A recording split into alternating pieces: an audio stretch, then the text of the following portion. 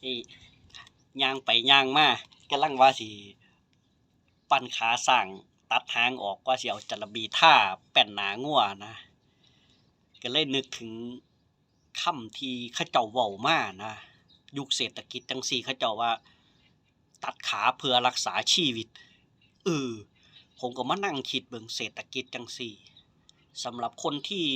สำหรับคนที่มีหนี้มีสินหลายๆเนาะ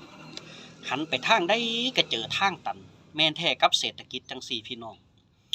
ก็นั่งคิดทบทวนว่าคือมันสิเป็นคือจังเขาเจ้าเว้าบ่ถ้าเฮาดัน ถ้าเฮาฝืนในยุคเศรษฐกิจจังซี่สมมุติว่างวดรถเนาะรถมีค่างวดรถแล่นบ่พอค่างวด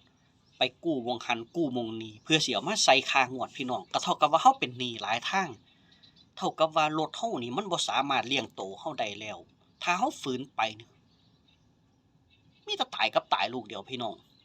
แฮ่งดิ้นแฮ่งมัดแน่นแฮ่งดิ้นแฮ่งฟันกันไปเรื่อยส่ำกู้ด่างนั่นล่ะพี่น้องเอ้ยเนาะผมก็ว่าคำนี้คือมันอาจสิใช้ได้ผลอีหลีว่าตัดขาเพื่อรักษาชีวิตถ้าเฮาปล่อยอิหยังไปจักอย่างชีวิตการดำเนินชีวิตเฮาอาจจะง่ายขึ้นโล่งขึ้นในยุคเศรษฐกิจจังซี่เนาะแล้วก็ปล่อยให้มันเป็นไปตามเรื่องตามราวตามกฎหมายตามระบบระเบียบของเขาเจ้าไปถ้าเฮามีโอกาสถ้าจังหวะมันดีเฮาค่อยมาเริ่มต้นใหม่หรือว่ามันอาจจะเป็นทางออกพี่น้องมีความคิดจั่งใดก็คอมเมนต์บอกกันได้เด้อพี่น้องเด้อแชร์กันกับยุคเศรษฐกิจจังซี่ตั้งแต่ต้นเดือนมามื้อนี้วันที่เท่าใดวันที่5ที่6ยังบ่ได้เลี้ยงงานจักเที่ยวอยู่น้ำมันก็แพงพี่น้องเอากันเข้าไปเนาะไปผู้ใดเจอสถานการณ์แบบใดก็สู้ๆไปพร้อมๆกันครับ